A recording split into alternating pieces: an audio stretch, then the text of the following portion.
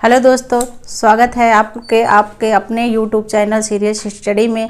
मैं रूमा सिंह आज आपको फिर से इस अपने वीडियो में महाप्राण और अल्पप्राण कौन कौन से होते हैं इसके बारे में पढ़ाने वाली हूँ। हिंदी में जैसे होते हैं कि दो होते हैं, अल्पप्राण और महाप्राण। तो महाप्राण कौन कौन से वर्ण होते हैं, हमारे व्यंजन के कौन कौन से वर्ण महाप्राण होते हैं और व्यंजन के कौन कौन से हमारे जो है अल्प प्राण होते हैं। तो ये जल्दी समझ में नहीं आता है, तो इसको समझने के लिए बहुत ही ट्रिकी है इसका माध्यम समझने के लिए। तो मैं आज आप लोगों को बहुत ही आसान तरीके से इसको समझाऊंगी और आप लोगों को जल्दी ये समझ में आ जाएगा। तो पहले तो ये समझते हैं कि अल्प प्राण क्या होता है। तो अल्प प्राण जिन वर्णों को बोलने में श्वास की मात्रा अल्प लगती है यानी कम लगती है, वे अल्प प्राण कहलाते हैं। और सभी अंत्येष्ट व्यंजन, कहने का तात्पर्य है कि हमारे सभी अंत्येष्ट व्यंजन अल्प प्राण में आते हैं। ठीक है, तो एग्जाम्पल लेते हैं कि जैसे का वर्ग में 5 किसी भी हमारा जो व्यंजन है, व्यंजन में जो 5 हमारे वर्ग चलते हैं, का वर्ग, चा वर्ग, टा वर्ग, ता वर्ग और पा वर्ग। तो व्यंजन के जो का वर्ग है तो उसमें कितने वर्ण होते हैं? 5 होते हैं। कौन कौन से? का, खा, गा, घा, अंगा। तो अब इनमें से हम कैसे पहचानेंगे कि कौन सा हमारा अल्प प्राण है? तो इस चीज़ को ध्यान रखना है कि अल्प प्राण हमारा किसी भी वर्ग का पहला, ठीक है, और तीसरा और ये 5वां, ठीक है, का वर्ग का पहला, तीसरा और 5वां वर्ण जो होता है ये अल्प प्राण कहलाता है। इसी तरह नीचे हम देखेंगे कि चा वर्ग में चा हो जाएगा, जा हो जाएगा और या हो जाएगा। टा वर्ग में हमारा आएगा टा और डा और आड़ा। उसी तरह ता वर्ग में आएगा ता और दा और ना। इसी प्रकार पा वर्ग में हमारा आ जाएगा तो पा हो जाएगा, पहला हमारा पा वर्ग का वर्ण क्या है? पा हो जाएगा।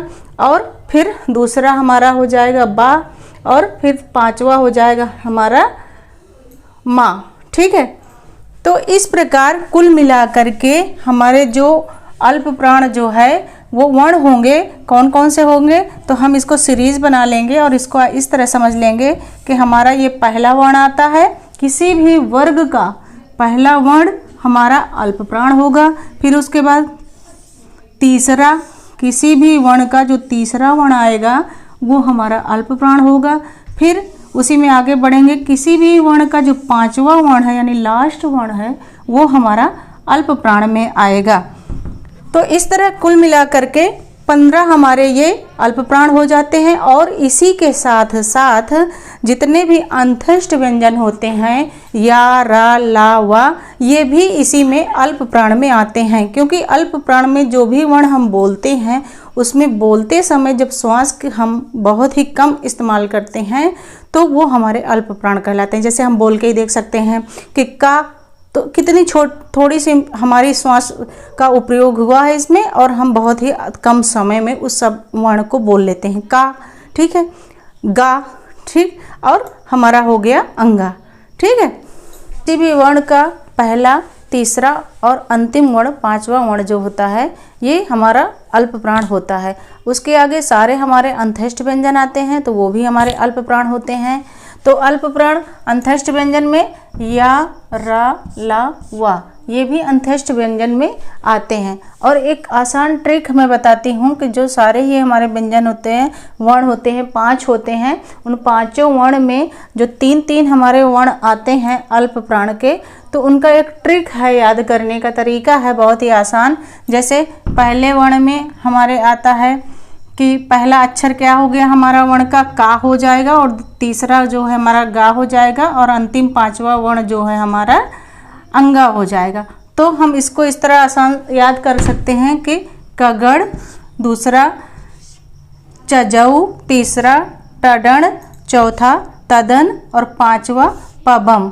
तो ये बहुत ही आसान सा तरीका है, आपको अल्प प्राण इससे बहुत जल्दी आसान से याद हो जाएगा। इस ट्रिक का आप फॉलो करिए और तुरंत आपको अल्प प्राण का ज्ञान प्राप्त हो जाएगा। अल्प प्राण कौन कौन से होते हैं इस चीज़ को हमेशा ध्यान रखना है कि किसी भी वर्ण का किसी भी जो चाहे का वर्ण हो, चाहे चा वर्ण हो, चाहे ता वर्ण हो, चाहे पा वर्ण हो, कोई भी वर्ण है तो उसमें का जो हमारा पहला वर्ण और तीसरा वर्ण और पांचवा यानी लास्ट वर्ण, ये तीनों ही वर्ण जो है हमारे अल्प प्राण में आते हैं। और हमेशा जब हम इनको बोलते हैं कि का है तो कितने छोटी सी हवा इसमें से निकलती है और कम श्वास इसमें उपयोग की जाती है इन वर्णों को बोलने में, तो वो वर्ण हमारे अल्प प्राण वर्ण कहलाते हैं।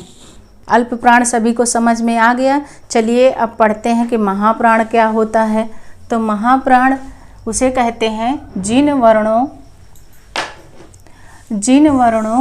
को बोलने में श्वास की मात्रा अधिक लगती है वे क्या कहलाते हैं, वे महाप्राण वर्ण कहलाते हैं। और साथ में सभी ऊष्म व्यंजन भी हमारे आते हैं।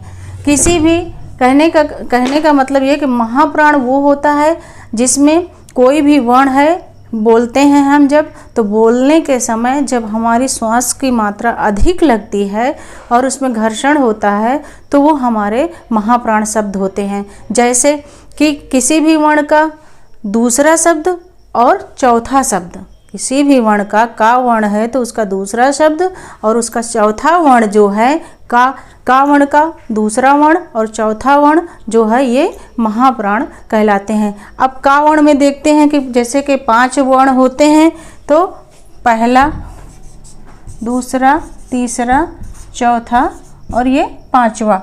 तो का वर्ग में अब हमारा ये महाप्राण क्या कह रहा है कि किसी भी वर्ण का दूसरा और चौथा वर्ण, ठीक है। तो अब ये देखिए कि का वर्ग है तो का वर्ग में हमारा दूसरा कौन सा वर्ण आ रहा है, तो हमारा दूसरा वर्ण जो है ये खा आ रहा है। और फिर ये देखना है कि हमारा चौथा वर्ण कौन सा आ रहा है, तो चौथा वर्ण हमारा ये घा आ रहा है, ठीक है। तो इस प्रकार करके चाहे आपका चा वर्ग हो, ठीक है, तो उसमें भी हमारा यही नियम लागू होगा, ठीक। और इसके साथ ही सभी ऊष्म व्यंजन भी हमारे महाप्राण में आते हैं। तो ऊष्म व्यंजन कौन कौन से होते हैं, तो ऊष्म व्यंजन हमारे होते हैं सा, खा, शा और हा।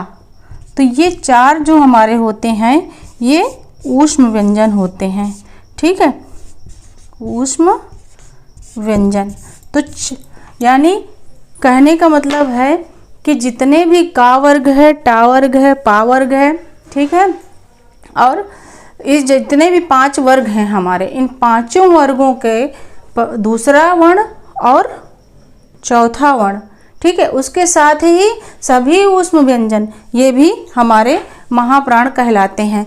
जैसे हम बोल के ही देख लेते हैं कि हमको हमारा कौन सा ये वर्ण है, दूसरा वर्ण है, तो दूसरा वर्ण क्या है, खा। जब हम खा बोलते हैं तो उसमें बोलते समय खा, तो बोलते समय ध्वनि हमारी जो श्वास है वो अधिक लगती है, हम देर तक उसको बोलते हैं, ठीक है। अगर हम अल्प प्राण को देखते हैं कि हमें का बोलना है तो का यानी धीरे से हम बोल देते हैं और हमें उसमें श्वास की ऊर्जा कम लगती है, ताकत कम लगती है, जिसकी वजह से वो हमारा अल्प प्राण होता है, ठीक है। और जिन वर्णों को बोलने में अधिक श्वास हमारी उपयोग की जाती है, प्रयोग में आती है कि हम बोलते हैं, तो उसको हमने खा बोला, तो खा में देखिए कितने देर तक हम बोलते खा, तो उसमें अधिक मात्रा लग रही है, तो वो हमारे महाप्राण हो जाएंगे।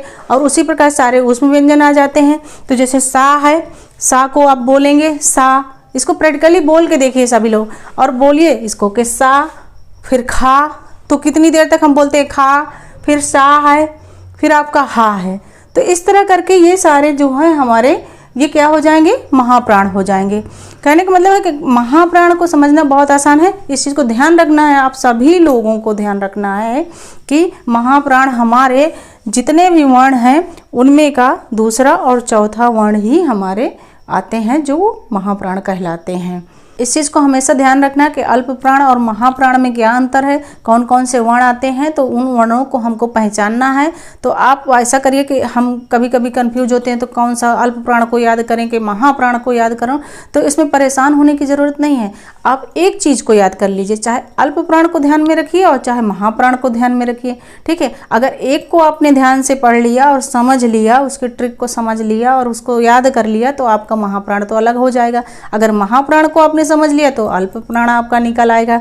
तो कहने का मतलब है कि जो जो वर्ण आपके आते हैं, अगर अल्प प्राण आपको याद करना है तो उसका पहला और तीसरा और अंतिम वर्ण याद रखना है। अगर ये याद कर लिया आपने तो आपको तुरंत समझ में आ जाएगा कि ये वर्ण हमारे अल्प प्राण है।